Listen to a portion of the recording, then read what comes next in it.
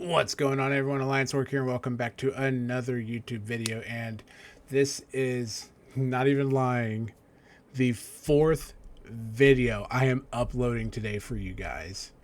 I am making sure you guys are going into this next Keystone season very much well prepared, as prepared as you can.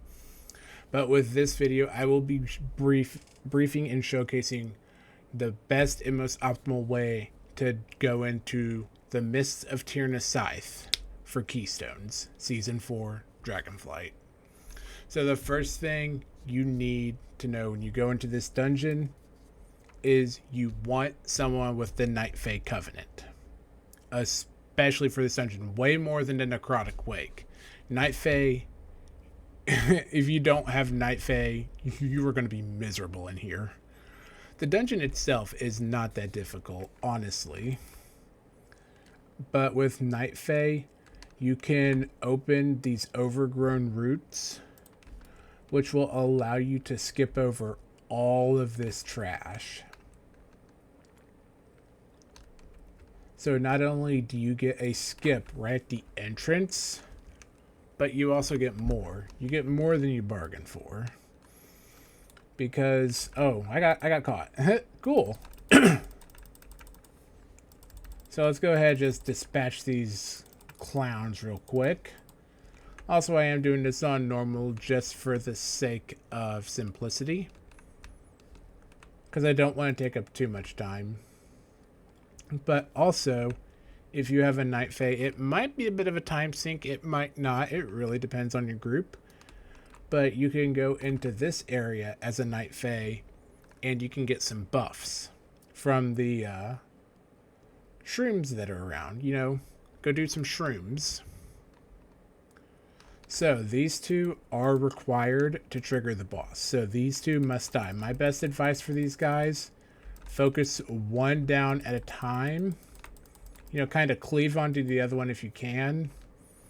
But this is a fight you're going to want a hero whenever you get Droman Ulfarin to be friendly. Because right now, Droman is subjugated, but once you free her, she will then debuff the boss to take increased damage. As you can see right now, the boss is taking 200% increased damage and is stunned. We're not going to end the fight just yet because I want to showcase some more of the mechanics for you guys, just so you know.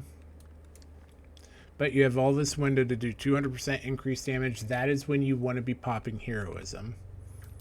But the boss pops Soul Shackle again. He's still spamming Spirit Bolt, which, by the way, can be interrupted. Droman, on the other hand, does a move called Bewildering Pollen. That is a frontal cone that you do not want to be in front of. Now, Forced Compliance is what is going to cause Tears of the Forest to spawn all those swirls. And they leave puddles on the ground, so you can't be caught in those. But aside from that, that's the fight in a nutshell. And as you can see, he's forcing compliance again, so more swirls are spawning. But as you see, once you purify the boss to be friendly, the swirls despawn. So if Droman is hostile, you don't need to be on Ingra. If Ingra is stunned, you absolutely go bananas on him. Now, something I want to say about Mistcaller is you can see which way she goes, and she will stay true to her path that you see her take. Now, I want to say there's like an add-on that shows where she goes. I can't remember, but what I normally do is if she goes left, I will go over here because I can actually see the path she takes. Same with this way. As you see, she went left, and then she immediately took a hard left. So that is where your right gate is going to be. But we did lose sight of her, so them's the bricks.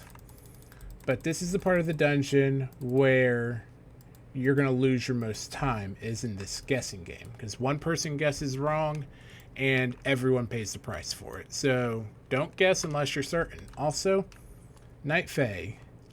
Click the seed, and you will have a res point right here. Otherwise, you're resing all the way back at the entrance. All the way back at the entrance is where you'll res. Keep that in mind. So, we know this is the right way, and we saw Mistcaller go this way, so we know automatically this is the right way. But you cannot access it until you cleared the ads, so killing all of the ads is mandatory.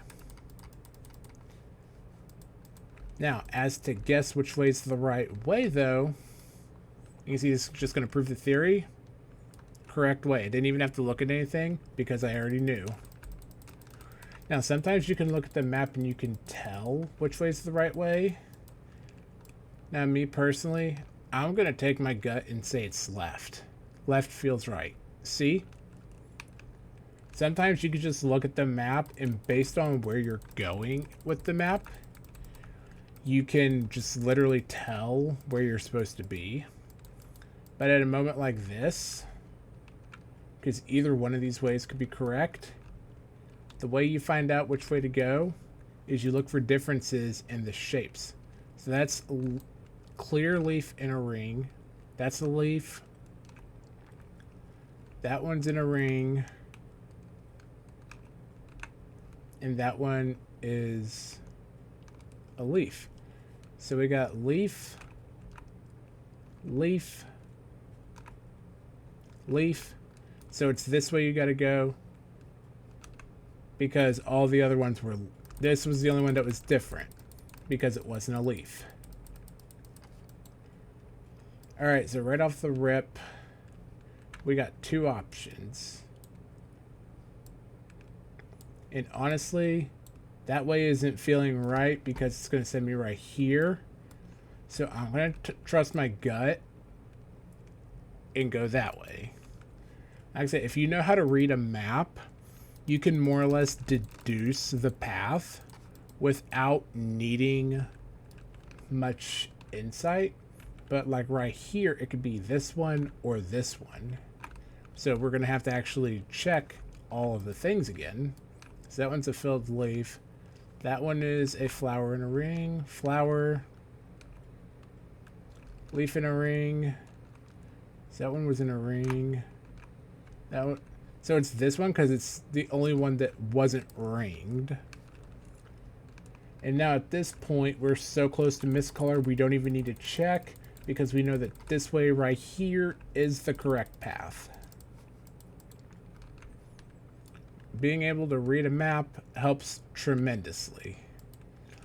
And now for Mistcaller, she follows the same mechanics as what we just went through to get to her.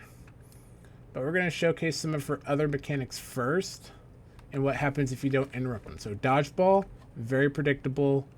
Just a very, very predictable move. You really can't miss it. Patty cake does a disorient on you.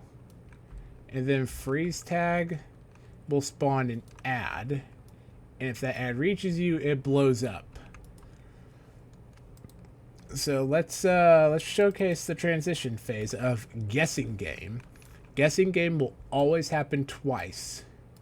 If you guess wrong, the ads will do splash damage that will hurt. So as you can see, these three are all filled images while this one's clear, making this one the incorrect one. The ability is very easy. And as you see, we have to do guessing game one more time. We have 3 leaves and a flower, so this one is the wrong one. Easy peasy. That's really all there is to Mistcaller. She's not too dreadfully difficult. Now, do be careful on the drop down, because if you're unlucky, you can die from fall damage here.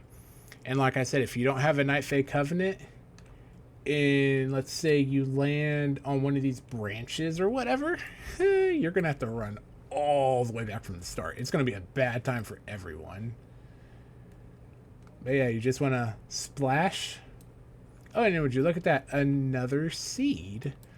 So if you're Night Fae, you can move the res point all the way up here. which is huge because before it was all the way back here, and then before that was all the way at the start. So, like I said, it pays to be Night Fae here. Absolutely pays. But then we go and we deal with Tredova. Honestly,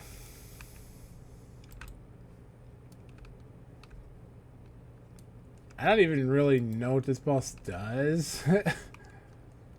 Accelerated. Summoning fork arming larva. Mind link. So essentially this boss really does not have any mechanics to him.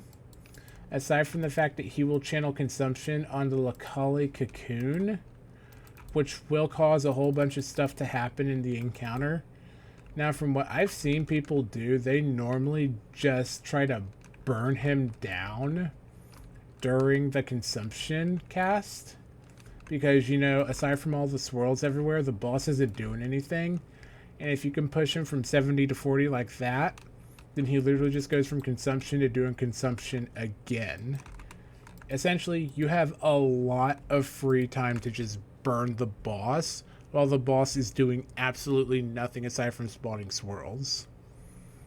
But with that being said, that's basically everything for the Mists of Tirna Scithe and what you can expect to see in the Keystone Dungeons. If you guys did enjoy, please do make sure to subscribe. And with that being said, I am going to get started on recording the Siege of Borealis, so that way you guys are armed, prepared, and ready to go. And I hope you guys have a fantastic rest of your day.